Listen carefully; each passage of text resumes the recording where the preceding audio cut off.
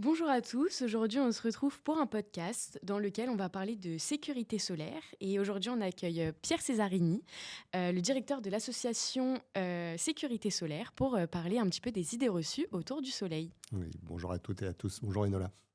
Alors expliquez-nous un petit peu en quoi consiste votre travail au sein de l'association Sécurité solaire. Moi je suis le directeur de l'association qui existe depuis une trentaine d'années. Sécurité solaire, comme son nom l'indique, a pour objet de prévenir les dangers liés au soleil pour la santé. Mhm. Donc typiquement, nous avons mis en place un réseau de capteurs d'UV pour donner à la population française les indices d'UV au jour le jour. D'accord, Aujourd'hui, c'est un travail que nous menons en collaboration avec Météo France. Tout le monde peut retrouver ces indices d'UV sur le site soleil.info ou sur notre application Météo UV. ok. On a un grand programme dans les écoles qu'on développe en partenariat avec l'Académie des sciences, avec le ministère de l'Éducation nationale, pour sensibiliser et même éduquer Mm. à de bons comportements au soleil dès l'enfance. Et oui, Puis on a beaucoup de collaborations avec des collectivités, avec des entreprises, parce qu'on a un grand programme qui s'appelle Soleil et santé au travail pour les gens qui travaillent dehors. Car d'accord, évidemment, tu imagines à quel point ils sont exposés, ils évidemment. reçoivent beaucoup de rayonnement solaire. Et ces effets sur la santé peuvent être vraiment dramatiques à terme. Ok, et ben c'est très intéressant. Merci beaucoup Pierre. Aujourd'hui, donc on est sur un format idées reçues. Donc on va vous poser quelques questions autour des idées reçues liées au soleil et à la protection solaire. Et puis vous allez nous dire ce que vous en pensez, si c'est plutôt vrai, si c'est plutôt faux, avec quelques petites explications. Donc on va commencer tout de suite, si c'est bon pour vous, avec la première idée reçue, qui est le soleil est dangereux uniquement quand il fait chaud. Oui, c'est vraiment important d'insister sur ce point. Beaucoup de gens pensent que le soleil est dangereux quand il fait chaud. Oui. Alors, le soleil peut être dangereux quand il fait chaud, bien sûr. Il ne s'agit pas de dire que non, jamais le soleil est dangereux dès lors qu'il fait chaud. Par contre, il faut être bien conscient d'une chose, c'est que ce qui provoque notamment les coups de soleil à court terme et les cancers de la peau et les dégâts oculaires comme les cataractes ou les problèmes de DMLA à long terme, c'est pas la chaleur. D'accord. La chaleur dans le rayonnement solaire, c'est ce qu'on appelle le rayonnement infrarouge, qui chauffe. Mais le rayonnement qui est délétère, qui est nocif pour la santé, ce sont les ultraviolets. Ok. Et comme leur nom l'indique, les ultraviolets sont proches du violet. Le violet, c'est une couleur froide. Les UV, il peut y en avoir énormément, alors qu'il peut faire très froid. Les plus forts indices de rayonnement UV sur Terre, on les mesure à 5-6 000 mètres d'altitude, il fait moins 15 degrés. Donc vraiment, il faut être conscient de ça, parce que les témoignages de gens qui ont brûlé gravement et qui disent « Ah, mais je ne comprends pas, j'ai rien senti Ouais. », c'est légion. Et ce sont des gens qui se sont fait piéger parce qu'il y avait du vent, parce qu'ils étaient en altitude, parce qu'ils faisaient du vélo, du bateau. Il faisait pas très chaud, il faisait même frais. J'ai rien senti venir et j'ai reçu un coup de soleil qui peut être grave et dont les effets à long terme peuvent être gravissimes. Donc, en fait, les coups de soleil n'ont pas forcément à voir avec la chaleur ou le froid extérieur. C'est vraiment par rapport aux rayons UV. Exactement. C'est simplement le rayonnement UV qui provoque ces dégâts. Et ce rayonnement UV ne provoque aucune élévation de température. D'accord. Très bien. Et ben, merci beaucoup pour votre réponse, Pierre. Et on va passer à la deuxième idée reçue. Cette idée reçue, elle tourne autour du printemps et le fait que les gens pensent souvent qu'au printemps, il y a moins de rayonnement UV et donc on a moins de chances d'attraper des coups de soleil. C'est lié à la première question, en fait. Au printemps, il fait souvent plus frais qu'en été. Et oui. Or, ce qui va conditionner ou ce qui va faire varier le rayonnement ultraviolet, c'est pas grand-chose d'autre que la position du soleil dans le ciel. Quand le soleil est haut dans le ciel, Mhm. les trajets du rayon dans l'atmosphère sont plutôt courts. Et donc, il y a peu de filtres. Pourquoi il y a de la vie sur Terre? C'est parce qu'il y a une atmosphère qui filtre le rayonnement. Oui. Donc, quand le soleil est haut dans le ciel, on a un trajet des rayons dans l'atmosphère qui est court. Il y a donc beaucoup d'UV. Inversement, quand le soleil est bas sur l'horizon, le soleil est d'ailleurs souvent un peu orangé, rougeoyant, c'est parce que les rayons traversent une large épaisseur d'atmosphère qui coupe le bleu, le violet et les ultraviolets. Là, il n'y a plus de risque. D'accord. Or, à quel jour de l'année y a-t-il le plus d'UV ici en France ou dans l'hémisphère nord en général? À quel jour de l'année le soleil monte-t-il le plus haut? C'est le 21 juin, Au solstice. au solstice d'été. Le 21 juin, dans notre calendrier un petit peu bizarre, c'est le début de l'été. En fait, dans le calendrier, par exemple, des Chinois, le 21 juin, c'est le milieu de l'été. C'est beaucoup plus logique. D'accord. Le 1er mai, le soleil est exactement dans la même position que le 10 août. Le rayonnement UV, c'est exactement le même. Si on prend les statistiques de température, le 1er mai, il fait 10 degrés de moins que le 10 août. Et oui. Et donc les gens, étant convaincus que c'est la chaleur qui provoque le risque, se méfient moins. Qui plus est, au printemps, avril, mai, on a donc déjà des niveaux d'UV conséquents. Oui. Ça fait 6 mois que les gens n'ont pas vu le soleil. Donc, s'ils ont une possibilité de s'adapter, de Ouais. bronzer un peu et donc de s'adapter au rayonnement solaire, Bon, c'est pas au mois d'avril que ça se passe. Au mois d'avril, ils sont blancs. C'est clair. Je n'ose pas dire comment, hein, ou comme quoi. Ils sont blancs Ouais. parce qu'ils sortent de l'hiver. Ils sont parfaitement inadaptés à une exposition au soleil, alors qu'ils sont exposés à des rayonnements qui ressemblent comme de gouttes d'eau à ceux qu'on a au mois d'août. Et oui. Et là, les brûlures peuvent venir rapidement et s'avérer graves. D'accord, donc en fait, on a exactement la même chance de brûler en mai que en plein mois d'août. Exactement. Ok, très bien. Et merci beaucoup. C'est très intéressant et ça nous permet de se dire qu'il faut bien se protéger, même au tout début de l'été et même au printemps. Oui. Pour la prochaine idée reçue, on a celle autour de la crème. Et dans laquelle on se dit souvent que mettre une tonne de crème, ça suffit à se protéger. Alors, qu'est-ce que vous en pensez ? C'est-à-dire que la première idée fausse qu'il faut combattre, c'est que la crème serait la panacée. C'est vrai que quand on dit aux gens, est-ce que tu as pensé à prendre ta protection solaire ? Inconsciemment ou consciemment, les gens pensent qu'on leur demande s'ils ont pris leur crème. Or, pardon, hein, mais la crème solaire, ça doit être le dernier recours. D'accord. Ce qui doit servir à se protéger du soleil, d'abord, c'est d'éviter d'être au moment où ça cogne le plus, entre midi et 16h en France, hexagonale en tout cas, hein, puisque le midi solaire l'été, c'est vers 14h, donc 2 heures avant le midi solaire, 2 heures après le midi solaire, 12-16h, c'est la première chose à éviter, d'être dehors en tout cas. Puis si on est dehors, évidemment, chercher de l'ombre, porter des vêtements, mettre des lunettes, pour se protéger les yeux, et puis là où les vêtements ne couvrent pas, appliquer de la crème. Okay. Mais partir du principe que c'est la crème dont on va s'appliquer du produit partout sur le corps et que ça va être la protection absolument fantastique, c'est courir le risque d'augmenter le risque. On a beaucoup d'études qui montrent que les gens qui ont trop confiance dans la crème, qui en utilisent beaucoup trop quelque part parce qu'ils pensent que ça va les protéger totalement, augmentent leur risque. D'accord. Donc vraiment, la protection, la crème, c'est parcimonieusement et c'est en complément des autres moyens de protection. Ok, donc il faut faire attention même quand on met de la crème et principalement pendant le midi solaire. Il faut surtout effectivement être très vigilant pendant ces 4 à 5 heures autour du midi 16h, autour du midi solaire, donc entre 12 et 16 heures en France hexagonale. Privilégier la recherche d'ombre, le port de vêtements. Et oui, appliquer de la crème, c'est pas la peine d'en mettre des tartines. Ouais. Beaucoup de gens disent il faut mettre l'équivalent d'une petite balle de tennis pour un corps entier. D'abord, il n'y a pas de sens à protéger un corps entier avec de la crème. Une nouvelle fois, on va protéger des zones. En fait, il n'y a pas 36 cas de figure. Soit on a besoin de se protéger parce que c'est midi 16h ou parce qu'il est encore 11h. Il faut comprendre une chose, c'est qu'avant 10h du matin, en été, en France, hexagonale, avant 10h, après 18h, il n'y a pas d'UV. Ou très, très peu. Donc déjà, avant 10h ou après 18h, il n'y a pas de sens à tellement chercher à se protéger. Donc ni crème, ni autre chose. Entre 10 et 12 heures, le rayonnement, et 16 à 18, le rayonnement va être modéré. Entre 12 et 16, il va être fort, voire extrême. Sur ces périodes-là, vraiment, la première des choses à faire, c'est rester à l'ombre, porter des vêtements et appliquer de la crème en couche fine, mais en renouvelant l'application. Ce n'est pas la peine d'en mettre des tartines et des tartines, ça ne sert à rien. Ce n'est pas la peine d'en mettre 20 minutes avant d'aller au soleil. Elle est efficace tout de suite. Il faut juste être raisonnable et l'utiliser comme un moyen de protection, pas comme un moyen d'exposition supplémentaire. D'accord. Merci beaucoup pour la prochaine idée reçue. Donc celle-là, c'était un petit peu un complément de celle dont on vient de parler autour de la crème. On parle encore une fois de mettre beaucoup de crème. C'est quelque chose qu'on entend beaucoup en général. Et donc, comme vous avez pu le dire et comme vous avez pu répondre dans cette question-là, mettre beaucoup de crème, c'est pas utile. Ce qu'il faut surtout, c'est se protéger pendant On peut revenir un peu sur d'où ça vient. Ouais.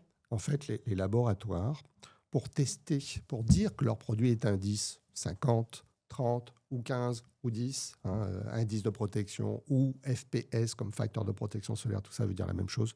Pour tester leur produit, ils ont dû élaborer un protocole dans lequel il y a une quantité qui a été déterminée. D'accord. Cette quantité, on ne peut pas rentrer trop dans la technique, mais c'est 2 mg par centimètre carré. D'accord. C'est l'équivalent effectivement d'une grosse balle de golf si on veut protéger un corps entier. Bon, mais ce n'est pas parce que on jette des voitures contre des murs lorsqu'on fait des crash tests pour vérifier que la ceinture de sécurité d'une voiture marche bien, que c'est comme ça qu'il faut se comporter dans la vraie vie. Donc, ce n'est pas parce que les laboratoires ont opté pour cette quantité-là, pour tester leurs produits, qu'il faut appliquer cette quantité-là. C'est absolument déraisonnable. Ça voudrait dire que pour protéger un corps entier, on appliquerait grosso modo le quart d'un tube de 200 ml, pas un petit tube. 200 ml, c'est déjà des gros tubes pour les Français. On viderait le quart ou le cinquième d'un tube pour une application. C'est énorme. C'est énorme et Ouais. ça n'a pas de sens, ni économique, ni physique. Surtout qu'aujourd'hui, les Français achètent quoi comme produit? Des indices 30. Mm.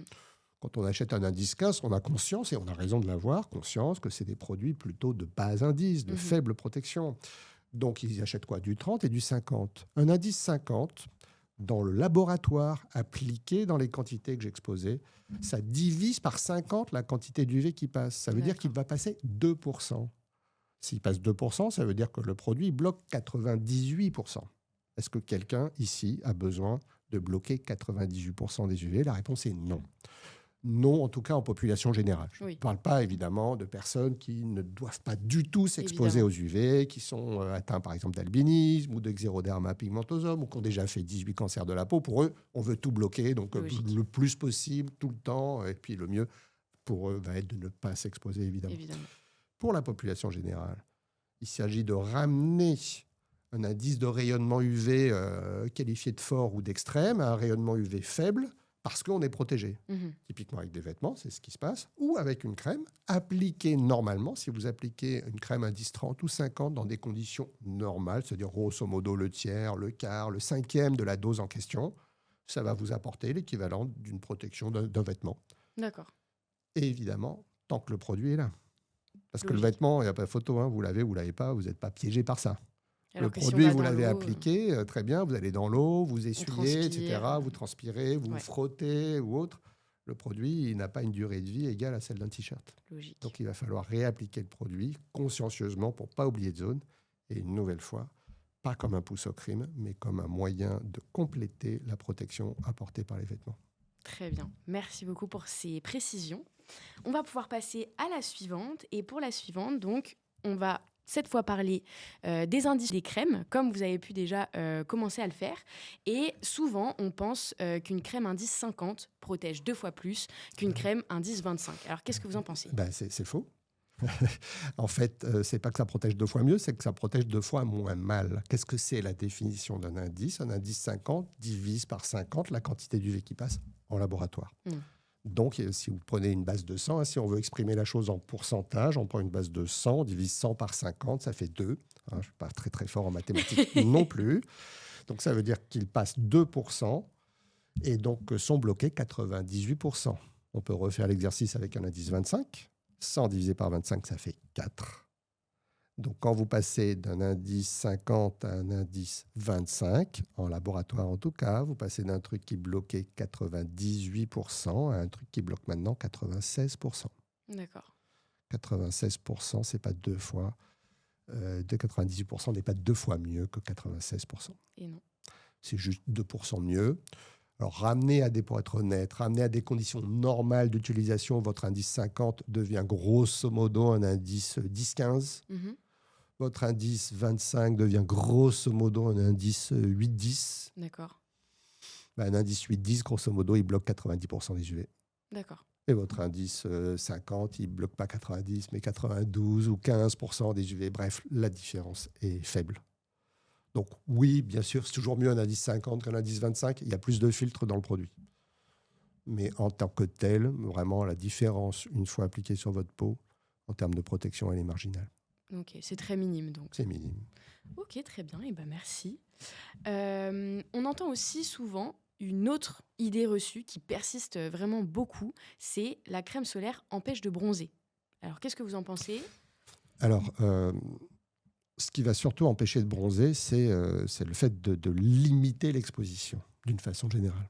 Si vous ne sortez pas de chez vous, vous ne bronzerez pas. Logique. La crème, ce qu'il faut comprendre, c'est que ça reste un filtre, une passoire.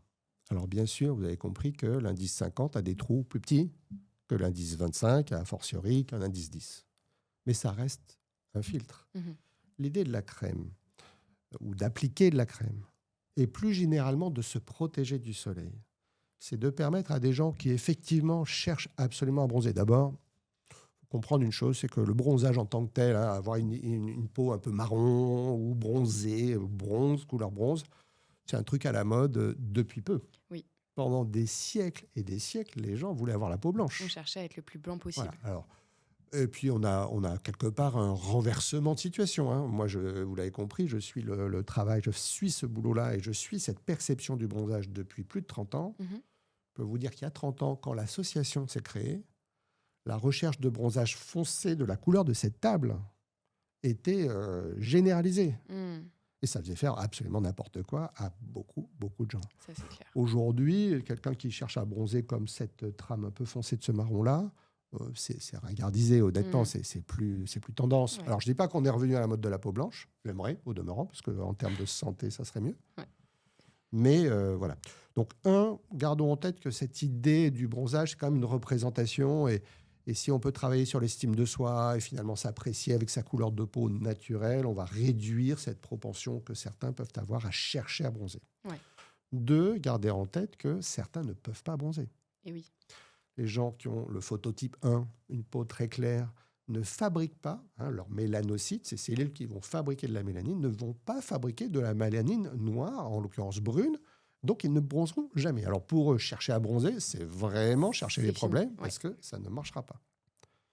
Pour ceux pour qui c'est un peu important, pour ceux qui peuvent le faire, donc qui ont des mélanocytes qui fabriquent de la mélanine brune, le conseil qu'on peut leur donner, c'est d'abord le faire le moins possible, d'y aller le plus progressivement possible. Ce qui est le plus délétère et ce qui provoque le plus de dommages pour la santé, c'est les à-coups solaires, c'est les abus de soleil, c'est des grosses doses de soleil reçues d'un coup, qui généralement provoquent d'abord le coup de soleil avant de permettre à la peau de bronzer.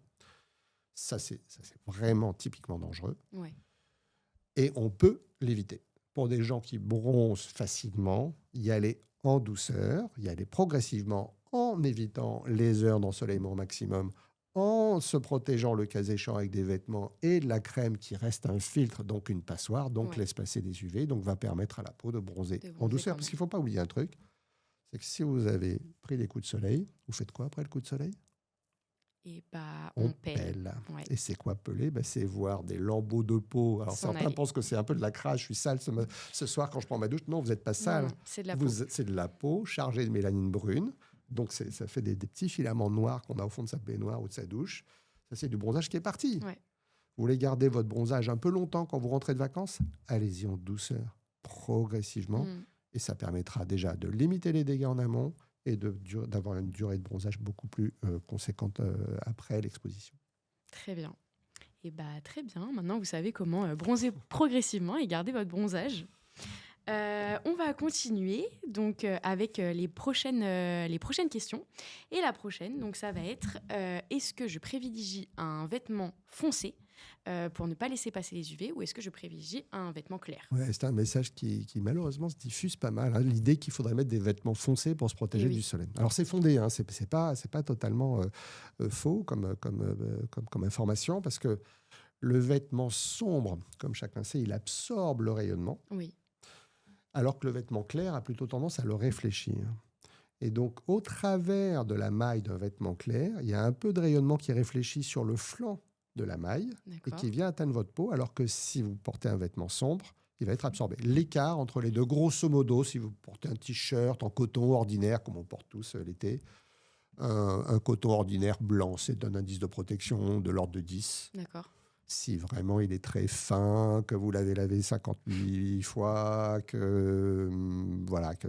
est un peu usé, ça sera un indice 7-8. Vous avez compris qu'un indice 7-8 ou qu'un indice 10, pour faire simple, ça bloque quand même 90% des UV. Ça fait le job. Donc, le même en sombre, on va passer de 10 à 15. Allez, admettons même qu'on passe de 10 à 20. C'est-à-dire qu'en mettant un vêtement sombre, vous passez d'un clair à un sombre, vous passez d'un truc qui bloquait 90 à un truc qui bloque maintenant 95% des UV. C'est mieux, mais ce n'est pas décisif. C'est clair. Par contre, dans le même temps, faites l'expérience, mettez 2 vêtements, un blanc, un sombre, au soleil et mettez 2 thermomètres dessous. Ouais, le noir va être... le blanc, vous allez être grosso modo la température ambiante légèrement en dessous. Donc s'il fait 25 ou 30 degrés, admettons même qu'il fasse 35 degrés, comme on a régulièrement des épisodes et comme on les aura de plus en plus avec le réchauffement. On a 30 degrés sous notre t-shirt blanc. Sous le t-shirt noir, le thermomètre il monte à 60. Donc si vous voulez avoir des problèmes liés à des coups de chaleur, de déshydratation, etc., mettez des vêtements sombres quand il fait chaud. Mais non. On porte des vêtements clairs quand il fait chaud pour réfléchir l'énergie solaire et avoir un effet thermique clair et ample, généralement. Ample pour permettre la ventilation, pour permettre la sudation, qui va permettre, si on est ventilé, de rafraîchir le corps, de baisser la température corporelle. Donc, vêtements sombres pour se protéger du soleil, non en général. Pourquoi pas s'il fait frais? Ouais. Par contre, le point important sur lequel on peut revenir, c'est plus sur la fibre utilisée, le textile. Votre coton devient transparent quand il est mouillé. Ça, c'est important à rappeler. D'accord. Un coton mouillé devient transparent. Transparent à la lumière, transparent à l'UV. Alors, ça ne devient pas non plus une passoire totale avec un énorme trou, mais ça devient un truc qui va laisser passer 50-60% du rayonnement. Ah oui. C'est pour ça qu'on organise des concours de t-shirts mouillés au camping. C'est parce que ça laisse passer la lumière. C'est clair. Et laissant qu'on voit à passer la travers. lumière, on voit au travers et les UV passent au travers aussi. Donc, méfiance si vous allez dans l'eau. Ouais. Méfiance si vous transpirez abondamment. Je pense aux gens, par exemple, qui vont faire des treks ou des trails un peu violents, un peu forts, des gens qui jouent au tennis, qui sont vraiment trempés de chez trempés. En termes de protection UV, là, pour le coup, ça chute à deux. Que vous ayez un truc sombre ou clair en fibre naturelle, typiquement un coton, on passe de 10 ou de 15 ou de 20 à un truc qui est un indice 2, qui laisse passer la moitié du rayonnement. D'accord. S'il y a un peu d'UV, enfin, s'il y a des niveaux d'UV conséquents à l'extérieur, ça ne fait pas du tout le job de bloquer la moitié des UV. Donc, c'est là où c'est intéressant d'aller vers des fibres synthétiques. Si vous allez dans l'eau, optez pour des lycras, pour des polyesters collants, parce qu'il y a besoin si vous êtes sur un surf ou une planche à voile. Et sinon, vous avez aussi, pour les gens qui ont vraiment besoin de bloquer tout, des vêtements secs, qui sont souvent soit maillés très fins avec des fibres naturelles, très fins, des mailles très fines, des tissus un peu denses, un peu épais, ou alors avec des fibres synthétiques et des vêtements amples, qui ne sont pas faits pour aller dans l'eau, mais qui vont garantir plutôt du 95, du 98% d'UV bloqué. D'accord. Donc, par exemple, si je veux laisser mon enfant aller à la piscine l'après-midi... Plutôt le lycra. Plutôt le lycra. Plutôt le lycra. L'après-midi, si tant est que ça soit avant 16-17 heures, parce qu'à 17 heures, l'indice d'UV en France hexagonale, encore une fois, il sera à 3. Oui, il sera très bas, donc on est tranquille. À partir de 18 heures, on est 100% tranquille, parce que là, on est carrément en dessous de 2. Oui. Et entre 17 et 18, si mon enfant va se baigner un quart d'heure, mais même pas je le crème. Si c'est le début de son exposition, bien sûr, s'il vient de passer midi 16 heures dehors, à 17 heures, c'est pas la peine. Enfin voilà, normalement, l'exposition s'arrête. Ok, très bien. Pour la prochaine, donc on va parler cette fois des cabines autobronzantes. Alors, est-ce que les UV dans les cabines autobronzantes préparent la peau au soleil? Alors, il faut être précis. Il y a d'une part des cabines UV et d'autre part des cabines autobronzantes, des douches autobronzantes ou de l'autobronzant qu'on peut acheter en grande surface et s'appliquer soi-même, ou demander à une esthéticienne de s'appliquer au pistolet ou d'une manière ou d'une autre. Ce sont des choses très, très différentes. Les UV artificiels, c'est les mêmes UV que ceux que vous recevez du soleil, sauf que ils sont... alors, c'est de l'UVA. Ouais. Normalement, si la lampe est bien réglée, c'est de l'UVA quasi pur. OK, l'UVA est un peu moins cancérigène que l'UVB. Il est quand même classé dans le rang 1 des cancérigènes, c'est-à-dire que c'est un cancérigène certain, le rayonnement UVA. Il est surtout une dizaine de fois plus puissant que le soleil. Ouais, c'est pour ça qu'en une séance de 20 minutes, vous êtes bronzé comme après une après-midi de plage. Pour ceux qui peuvent bronzer, en tout cas, c'est ça le résultat. C'est juste formidable, sauf que c'est formidablement dangereux. Ouais. Les doses reçues sont telles que c'est vraiment dangereux. On le déconseille à tout le monde. C'est interdit aux mineurs dans 98% des pays de la planète. C'est interdit tout court dans quelques pays.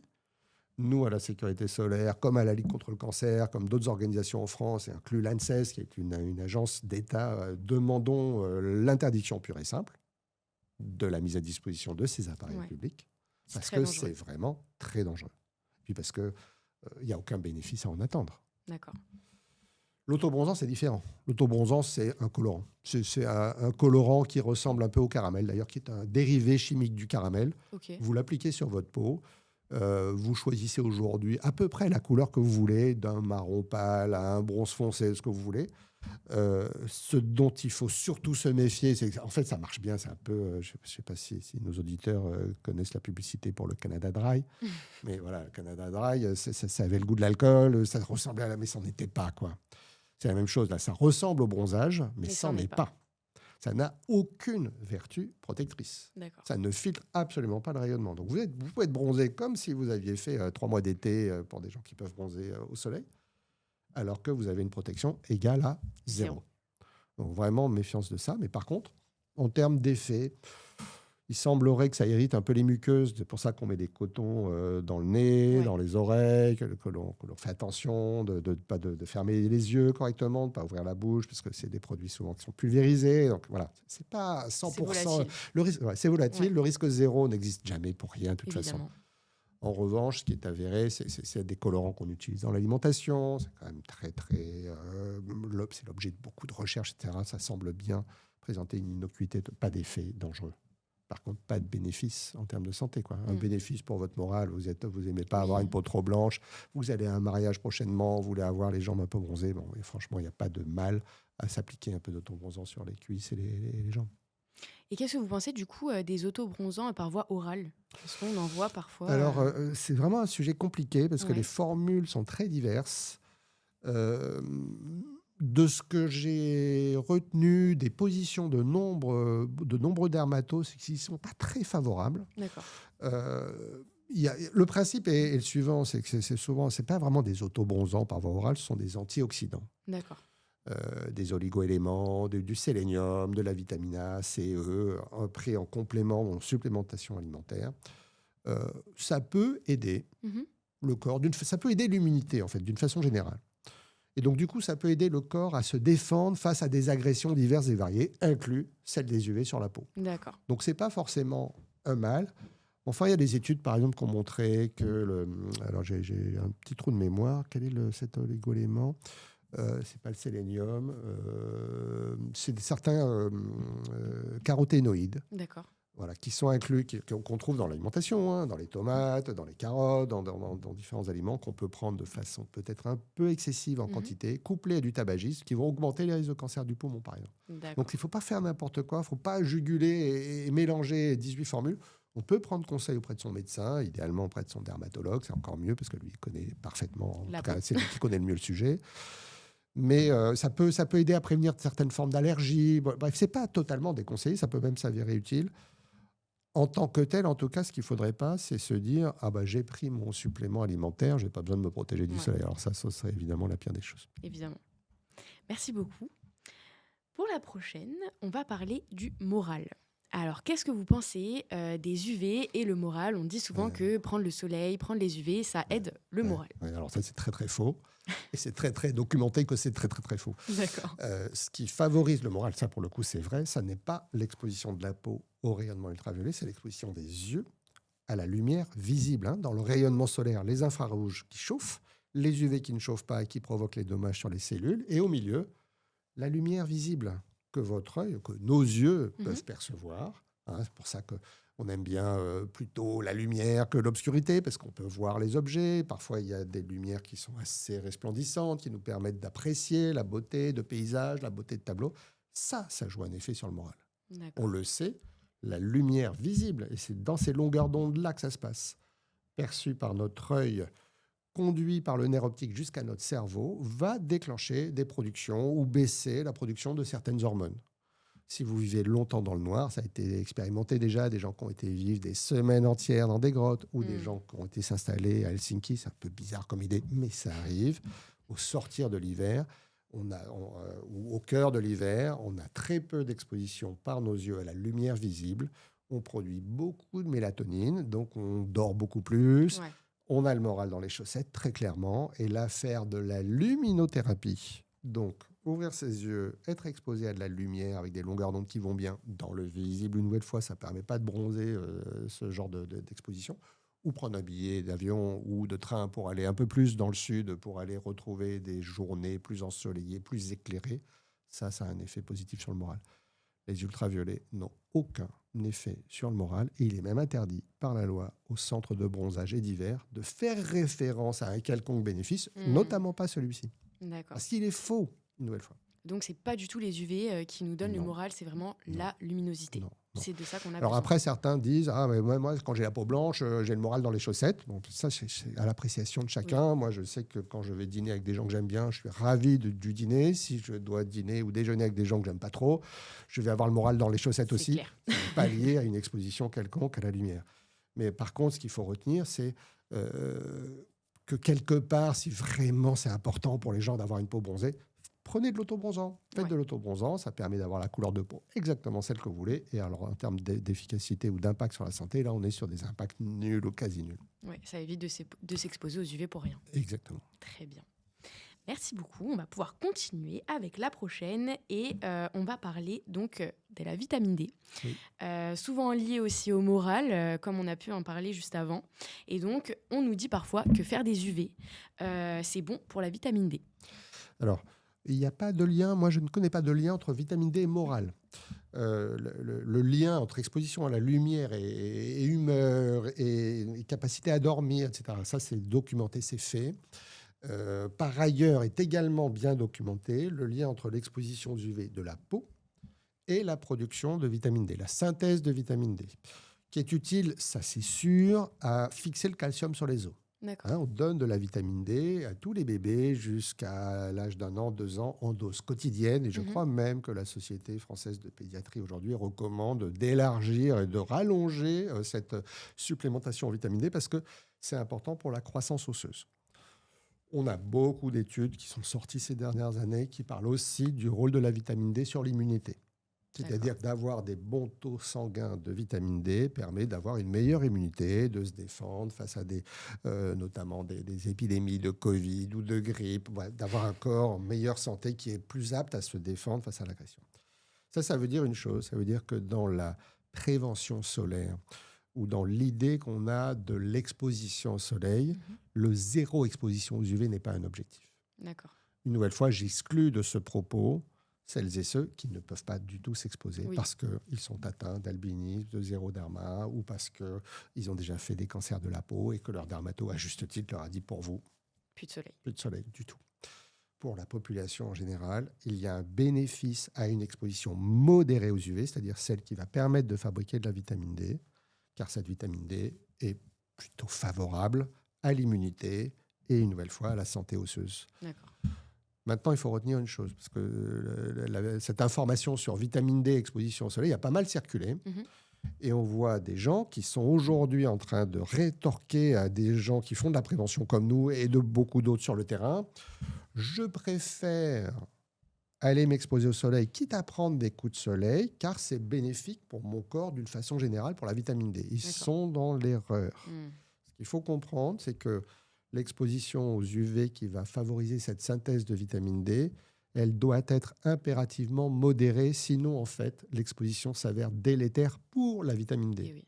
Il existe un concept, je ne sais pas si on peut appeler ça comme ça, mais oui, quelque part, un concept de dose érythémale minimum, de coup de soleil léger en quelque sorte. D'accord. La peau n'est plus blanche mais rose. Quelques heures après l'exposition, on ressent une légère démangeaison. Donc on ne parle pas de coup de soleil, généralement. Dans le coup de soleil, vraiment, le vrai coup de soleil, celui qui va pouvoir vous générer une douleur, vous empêcher de dormir si vous l'avez reçu sur une grande surface, c'est 3 fois cette dose. D'accord. Mais cette dose légère, où la peau est légèrement rose, petite démangeaison de pas grand-chose, si vous dépassez cette dose-là, votre corps détruit la vitamine D qu'il a générée auparavant. D'accord. Pour se défendre. Parce qu'une nouvelle fois, la vitamine D, elle joue un rôle dans l'immunité et un coup de soleil, c'est une agression. Le corps cherche à se défendre, donc il va consommer la vitamine D. Donc toutes les personnes qui disent oh oui, c'est pas grave si je prends des coups de soleil, c'est bon pour ma vitamine D. Non, c'est contre-productif. Très bien. Et merci beaucoup. On va pouvoir continuer justement sur cette histoire de coup de soleil. Souvent, on pense que prendre un petit coup de soleil de temps en temps, c'est pas grave. Qu'est-ce que vous en pensez ? Alors, c'est vraiment grave, en fait. Enfin, c'est grave. Les études sont super formelles. Dans les cancers de la peau, on a grosso modo 2 grandes familles. La famille qui inquiète le plus les acteurs de santé publique, c'est les mélanomes. D'accord. Et là, la recherche, l'épidémiologie est absolument sans aucune contestation possible. La répétition de coups de soleil légers, même légers, en particulier lorsqu'ils surviennent pendant l'enfance, favorise le risque de mélanome à l'âge adulte. D'accord. Le mélanome, je ne veux pas trop plomber l'ambiance, mais c'est quand même 2000 morts chaque année. Ouais. C'est la 3e cause de mortalité par cancer chez les jeunes adultes. Ça, c'est quelque chose que peu de gens connaissent. Entre 20 et 40 ans, si vous mourrez d'un cancer, la 3e cause, c'est les coups de soleil reçus pendant l'enfance. Si vous mourrez d'un cancer entre 20 et 40 ans, c'est probablement plus en raison de coups de soleil reçus pendant l'enfance que de tabagisme ou d'alcoolisme. Ah oui, c'est vraiment impressionnant comme chiffre. Or, ces coups de soleil reçus pendant l'enfance, beaucoup de gens disent « Moi, un petit coup de soleil de temps en temps, c'est pas grave. » Ouais, sauf que si c'est un coup de soleil une fois, on ne va pas dramatiser non plus. Probablement, ça n'aura pas de conséquences. Quoiqu'une nouvelle fois, le risque zéro n'existe pas. Mais des personnes qui ont des peaux claires, des phototypes 1 et 2, voire des phototypes 3 et 4, donc des gens qui ont des peaux mates, voire très mates, qui brûlent difficilement. Si on fait vraiment n'importe quoi au soleil, et si notamment on laisse répéter des coups de soleil qui ne vont pas forcément être graves, on va rarement jusqu'à la cloque, la flitaine, bien sûr, avoir une brûlure grave, c'est vraiment une augmentation phénoménale du risque de mélanome 10 ou 15 ans plus tard. Mais de répéter des coups de soleil, même pas trop graves, mais de les répéter, cette répétition, c'est l'augmentation très significative de risquer le mélanome à l'âge adulte. Donc, il faut faire très attention à ses enfants et à il faut éviter ça. solaire. Une fois, il ne faut pas dramatiser. Si on s'est pris un peu les pieds dans le tapis, on n'a pas regardé bien l'horaire, on n'a pas bien crémé, ou bien on n'a pas porté les vêtements longs ou assimilé. Bon, on a un coup de soleil, on ne va pas foncer chez le dermatologue, c'est pas la peine. De toute façon, c'est pour dans 10 ans les soucis. Mais en tout cas, se dire, un petit coup de soleil de temps en temps, c'est pas grave. On peut répéter ça dès lors qu'on a laissé 24 ou 48 heures, ce qui est recommandé. Vous avez pris un coup de soleil, vous ne réexposez pas votre zone brûlée avant au moins 48 heures que la guérison se soit passée. Et donc, du coup, on peut recommencer dans 48 heures, c'est pas grave. Là, pour le coup, c'est vraiment un raisonnement faux. Parce qu'effectivement, cette répétition de coups de soleil, surtout sur des phototypes sensibles comme ceux des enfants, sont facteurs de risque de cancer de la peau plus tard. Très bien. Pour la prochaine question, on va parler de coups de soleil, comme on en parlait déjà juste avant, et on va se demander si prendre un coup de soleil, ça aide à bronzer. Alors, la réponse est oui et non. Oui, un peu, parce que les rayonnements UV qui fabriquent ou qui génèrent ces coups de soleil vont aussi, quelque part, solliciter votre peau si elle est en mesure de bronzer. C'est-à-dire si vous avez des mélanocytes qui fabriquent de la mélanine brune, ça va faire monter, ça va faire produire cette mélanine qui va monter en surface de la peau et donc provoquer ou produire cette couleur qu'on recherche.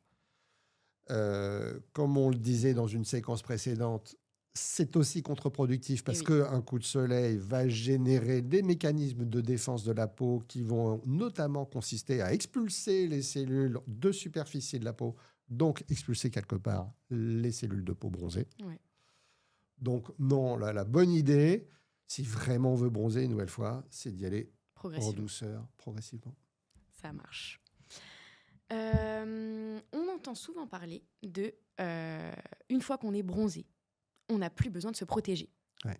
Est-ce que ça, c'est vrai? Est-ce qu'une fois que vraiment notre peau est prête, on n'a plus besoin de se protéger du soleil?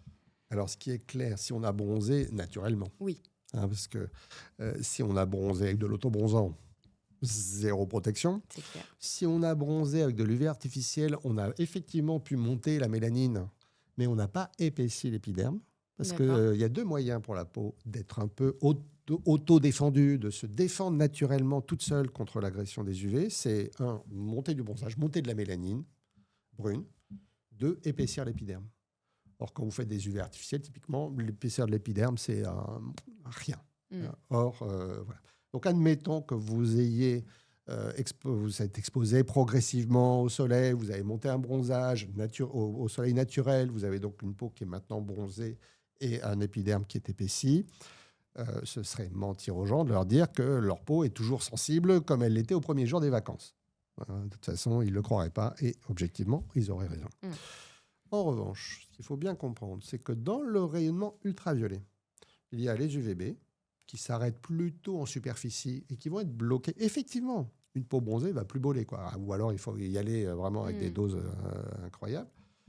En revanche, les UVA traversent assez allègrement l'épiderme, et notamment des épidermes bronzés, donc vont continuer à provoquer des dommages sur la peau. C'est pour ça qu'on déconseille aux gens, même ceux qui sont bronzés, que ça soit suite à une exposition progressive ou pas, ou qui sont naturellement bronzés, d'aller trop au soleil non plus. Ouais. Le rayonnement UVA qui ne provoque plutôt peu de coups de soleil, mais qui provoque par contre des dommages en profondeur de l'épiderme, sous l'épiderme même, sont des cancérigènes, vont accélérer le vieillissement de la peau, D'accord. vont augmenter les risques de cancer cutané. Donc même une fois bronzé, les conseils de base qui sont éviter l'exposition au soleil entre midi et 16 heures, privilégier la protection vestimentaire, rechercher l'ombre, appliquer de la crème sur les zones qui ne sont pas couvertes par les vêtements, demeurent absolument à mettre en œuvre. D'accord. Donc, même si je suis bronzée, je risque Oui. peut-être moins Oui, de coups de soleil, mais je risque oui, et puis toujours vous ne des problèmes risquez de santé. absolument rien à vous protéger. Oui, Donc faites-le. Faites-le à vous protéger ou en tout cas à limiter vos expositions. Une nouvelle pendant fois, les moments dangereux. moi je suis un peu stupéfait. Souvent on me dit, mais c'est compliqué. En quoi c'est compliqué de ne pas s'exposer beaucoup au soleil? J'avoue que j'ai du mal. De l'ombre, souvent on la trouve quand même, Ouais. puis c'est souvent gratuit. Des arbres, des parasols ou autres. Porter des vêtements, je pense que la majeure partie des gens, la Portent des majeure vêtements. partie du temps, portent des vêtements. C'est- Donc, garder un t-shirt, je comprends que des gens adorent la plage. Je vais me baigner, je sors de l'eau, je m'enfile mon t-shirt. Je ne vois pas ce que ça a de compliqué et Ouais. d'inatteignable. Et c'est salutaire. Et ça n'a pas d'effet négatif. Oui, je comprends que les gens veulent être bronzés. Je n'adhère pas. Moi, j'adore la peau claire. Ma femme a la peau claire. Moi-même, je n'ai pas une peau très foncée. Bon, là, je reviens un peu de vacances aussi.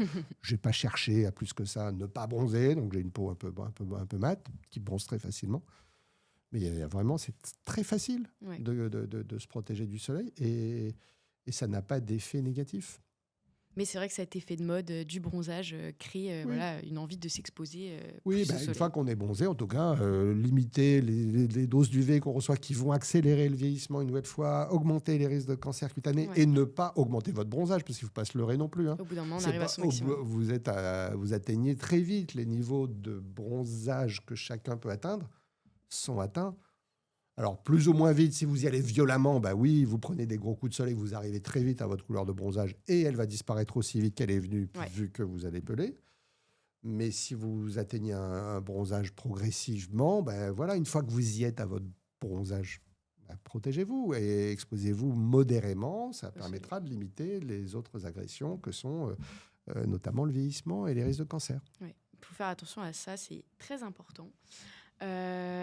Du coup, on va pouvoir continuer avec ça, puisque aujourd'hui, on a une grande question qui est autour du réchauffement climatique. Et est-ce que ce réchauffement climatique aura des conséquences sur les risques de cancer de la peau? Oui, la réponse est oui, clairement, dans plusieurs registres. D'abord, les gens de la météo, hein, les physiciens, les météorologues sont tous à peu près concordants, les études, pour dire avec le réchauffement, nous pourrions avoir une diminution de la couche d'ozone. D'accord. Je n'ai pas le temps de rentrer profondément dans le détail, mais avec le réchauffement, nous avons de plus en plus, malheureusement, de méga-incendies. Les cendres qui sont issues de ces méga-incendies arrivent là où se trouve la couche d'ozone, une trentaine de kilomètres d'altitude, et D'accord. ont un effet délétère. Ce n'est pas le même effet, mais il est un peu comparable. Vous vous souvenez du trou dans la couche d'ozone qu'on a combattu en proposant des produits avec notamment des bombes à aérosols ou des climatiseurs ou des réfrigérateurs dont les gaz ne sont plus nocifs pour la couche d'ozone, parce que cette couche d'ozone, si nous n'en avions plus, on serait tous grillés comme des sardines. Ouais. Il n'y aurait plus de vie sur Terre, les matériaux seraient abîmés par le rayonnement UV, donc il est important de la préserver. Le danger que nous avons avec le réchauffement, c'est premièrement le fait que ça favorise des méga-incendies et les cendres de ces méga-incendies se retrouvent sur l'ensemble de la planète. Hein. Ça met quelques mois, voire années à monter à 30 km d'altitude et à avoir ses effets délétères sur la couche d'ozone. Par ailleurs, dans les régions tempérées en tout cas, les modèles météo prédisent, c'est pas du sûr à 100%, mais enfin ça semble être de plus en plus concordant, qu'on aura moins de nuages. D'accord. Or, les nuages sont des filtres à UV. On va en parler dans une séquence suivante. Et s'il y a moins de nuages, alors il y aura des épisodes pluvieux, plus intenses, donc des moments en toute sécurité du point de vue de l'UV, en toute insécurité du point de vue de chute d'eau vraiment très importante. En revanche, au lendemain de la chute d'eau importante, un ciel bleu, un ciel qui se dégage, ça, c'est plus d'UV au sol. Donc ça, c'est un point, c'est, disons, les aspects physiques ou météorologiques d'augmentation prévisible du rayonnement UV lié au réchauffement. On a par ailleurs la façon dont les gens vont se comporter. Alors, on peut espérer, c'est un espoir seulement, que quand il va faire très chaud, des 38, des 40, des 42, des 44, comme on a encore connu il n'y a pas si longtemps en France, comme on connaît maintenant quasiment tous les étés en Espagne. Quand il fait très, très, très chaud, on se protège. On se protège, on reste à l'intérieur, au minimum à l'ombre. Bon, il faudra voir. La période, par contre, où on sait qu'il y a une aggravation du risque, c'est ces périodes notamment printanières, où habituellement, les normales saisonnières, c'est 18, 20, 25 degrés, et où en fait, avec le réchauffement, c'est plus 18, 20 ou 25, c'est 30. Qu'est-ce que vous faites quand il y a 30 degrés ? Vous découvrez. Et oui. Vous portez plus des vêtements à manches longues, mais plutôt des t-shirts. Il fait chaud. Quand vous ne rejoignez pas le premier plan d'eau venu pour enlever le t-shirt et faire comme si vous étiez en plein été. Ça, c'est des doses d'UV tout à fait supplémentaires. Quand il fait 18 degrés, vous n'avez pas l'idée d'aller à la plage, ni au lac, ni à la piscine. Découverte, en tout cas. Vous pouvez aller à la piscine couverte si vous voulez. Ça, c'est sûr. Voilà. Donc, ces doses d'UV-là, si on ne gère pas bien le comportement de la population, si on ne l'informe pas, si on ne mène pas des campagnes de prévention efficaces pour limiter ces expositions-là, celles-ci seront nouvelles, ne pourront pas faire autre chose que réaggraver les choses. On parlait précédemment de l'histoire de l'association Sécurité Solaire. Quand l'association s'est créée, 1994, on a 8% de cancer de la peau de plus tous les ans. C'est énorme. Par les campagnes de prévention qui ont été menées par l'association et par d'autres organisations. On n'est pas les seuls à avoir pris la parole sur ce sujet, à avoir fait de la prévention. Je ne sais pas qui a été le plus efficace, on s'en fout. Les campagnes de prévention, le boulot des journalistes, météo, les autres, tout ça a fait qu'aujourd'hui, on est grosso modo à plus 3, plus 4%. Alors, c'est toujours trop, hein. En Australie, par exemple, on a réussi à mettre les courbes en plateau. On a de moins en moins de cancer de la peau. En tout cas, sur certaines catégories de population, on a réussi à baisser le nombre de nouveaux cas annuels. On n'y est pas en France, mais on est sur le chemin. Sauf que si, dans le même temps, on a ce phénomène qui se produit de surexposition, parce qu'il fait plus chaud plus tôt dans la saison, on peut fortement redouter que la courbe reparte et qu'on ait à nouveau des chiffres de progression du mélanome et des autres cancers de la peau de type épidémique. Quand on est à 5% d'une pathologie supplémentaire, 5% de nouveaux cas chaque année, on parle de progression de type épidémie. Donc, il faut vraiment être vigilant à ça. Une nouvelle fois, les températures printanières, elles vont monter. Il va falloir limiter les expositions, ou en tout cas ne pas se laisser aller à faire comme on fait en été, c'est-à-dire le maillot de bain et l'exposition complète du corps. C'est clair. Et justement, on parlait juste avant de nuages. Alors, les nuages, ils sont à l'origine de plusieurs idées reçues, dont notamment 2. Certains pensent que les nuages laissent rien passer et donc on n'a pas besoin de se protéger. Et d'autres pensent complètement l'inverse, que les nuages ne filtrent rien. Et donc, voilà. Qu'est-ce que vous leur répondez ? Que la vérité est entre les deux. En fait, que ça dépend. Des gros nuages très noirs, très épais, très sombres, bas en altitude, typiquement ceux qu'on a par temps orageux, il fait quasiment, pas forcément nuit, mais il fait très sombre. Ces nuages-là arrêtent l'intégralité des UV. Pas la peine de se crémer, pas la peine de même penser à se protéger du soleil, il n'y en a pas. Les nuages bloquent tout. Inversement, le voile nuageux, ce qu'on appelle les cirrus, on est en haute altitude, ce nuage est en haute altitude, il est clair. Mais attention, on parle de temps maussade quand même, il ne fait pas beau. Le ciel n'est pas bleu, le ciel est grisâtre, blanchâtre, le temps est maussade. Ce voile nuageux est plutôt efficace pour arrêter l'infrarouge du rayonnement solaire, donc il fait moins chaud que si vous aviez un plein beau temps. Plutôt efficace pour arrêter la lumière. Alors, il ne fait pas sombre, il fait clair. Le ciel est clair, la luminosité est claire, mais bien moins claire, bien moins éblouissante que si vous aviez un plein bleu. Ces 2 phénomènes d'absorption de l'infrarouge et de la lumière donnent un faux sentiment de sécurité aux gens. On parlait de ce sentiment de sécurité qui faisait que des gens arrivaient à brûler gravement et qui rapportaient qu'ils n'avaient rien senti venir. Très souvent, c'est parce qu'il y avait un voile nuageux. Il y a des nuages. Et moi, je pense que les nuages arrêtent les UV. La température, elle est aussi redescendue. Il fait moins chaud. Là, c'est vraiment... donc, se méfier comme de la peste de ce voile nuageux de haute altitude qui donne un faux sentiment de sécurité. Car en plus, ce voile nuageux, s'il bloque 5, allez, va jusqu'à 10% des UV, c'est le maximum. Il y a 90%. En fait, ça ou rien, ou un ciel plein bleu, c'est à peu de choses près la même chose. Alors qu'en termes de perception, la perception du risque est largement réduite. C'est là vraiment l'essentiel du souci. Donc, on fait attention, on fait preuve de bon sens. Voilà. Et quand on a un Et gros puis, nuage après, gris, on a des nuages d'altitude, d'épaisseur un peu moyenne. Grosso modo, ça coupe la moitié des UV. Donc, s'il est midi ou 2 heures de l'après-midi, midi solaire, que vous êtes dans le sud de la France, un jour de plein été, vous divisez un rayonnement qui est qualifié d'extrême en 2, vous conservez quand même un rayonnement qui est fort. Si par contre c'est 10 ou 11 heures du matin que vous divisez par 2, un rayonnement qui est à grosso modo 4 ou 5, l'indice d'UV qui exprime le risque pour la santé, indice d'UV 4 ou 5 divisé par 2, ça fait 2. Là, le risque est réduit à vraiment à un niveau très faible et donc il n'y a plus de risque particulier. Du bon sens, que ça. Voilà, merci beaucoup. Et donc, on va passer à notre dernière question, à laquelle vous avez un petit peu répondu dans d'autres questions. C'est à la montagne, il est inutile de se protéger puisqu'il fait frais. Alors, effectivement, à la montagne, ce qu'il faut bien dire, c'est qu'à la montagne, le niveau d'UV est supérieur. Toute chose égale par ailleurs, il est supérieur à la plaine. En montagne, vous avez réduit l'épaisseur d'atmosphère. Ce qui filtre le rayonnement UV, c'est l'atmosphère. Quand vous montez à 2000 mètres d'altitude, vous avez 2000 mètres d'atmosphère en moins par rapport à la plaine pour filtrer le rayonnement. Donc, on peut retenir en altitude que, grosso modo, le niveau d'UV augmente, pour faire simple et utiliser des chiffres un peu ronds, 10% de plus à chaque fois qu'on est monté de 1000 mètres.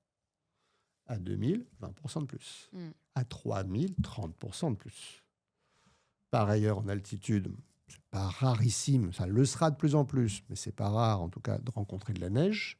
La neige, c'est très blanc, c'est très brillant, ça réfléchit très bien les UV. Les derniers jours de ski de la fin du mois d'avril, du début du mois de mai, où on va être en plus à 3000, voire 3005 pour bénéficier des dernières neiges, non pas estivales, mais de printemps. Une neige qui vient de tomber, ça peut doubler la quantité d'UV que vous recevez. Donc en haute altitude, sur un glacier, un manteau neigeux qui s'est abattu il y a un jour ou deux, le ciel qui est maintenant dégagé, ça peut donner des indices d'UV de l'ordre de 14 ou 15 en France. 14 ou 15, c'est qualifié d'extrême. Une peau sensible, c'est quelques minutes qui suffisent pour déclencher le coup de soleil léger. Moins d'une demi-heure sans protection, c'est la cloque.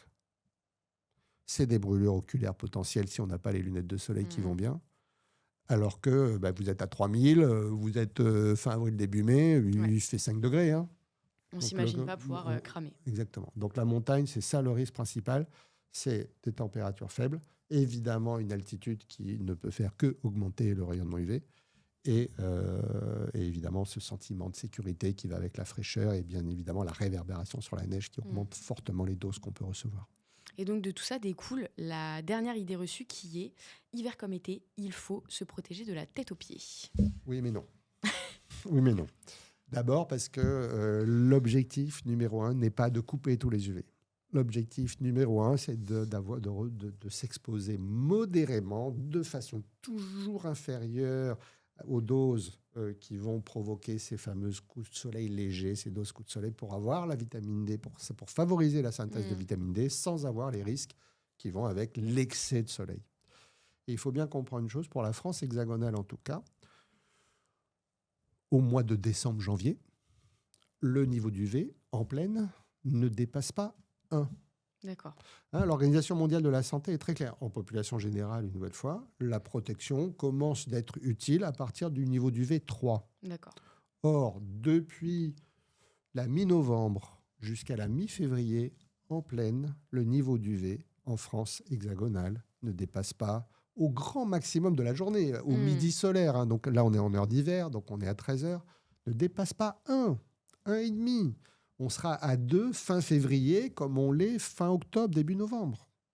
Il n'y a pas de sens à se protéger du soleil, ni avec une crème de jour dans laquelle on aurait mis des indices de protection, ni avec quelques protections solaires depuis grosso modo le 1er novembre au 28 février.